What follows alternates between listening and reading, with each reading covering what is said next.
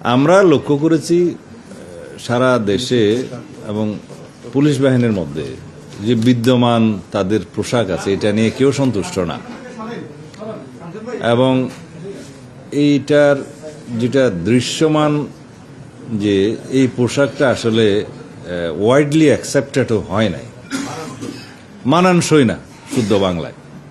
তো সেই জন্য পুলিশ বাহিনীর আবেদনের প্রেক্ষিতে আমরা বিষয়টা বিবেচনা করেছি যে এই ড্রেসটা কিভাবে হয়। তা আমরা একটা ঐতিহ্যবাহী ড্রেস যাতে দেয়া যায় তারও একটা অংশ বিবেচনা করেছি।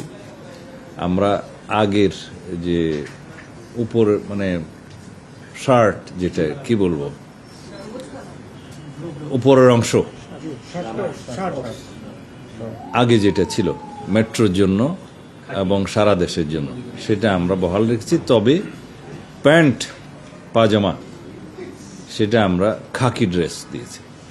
এই হিসাবে তাদের সাথে আলোচনা করে আমরা বিস্তারিত আলাপ আলোচনা করে এটা একটা গ্রহণযোগ্য পোশাক হিসেবে দিয়েছি।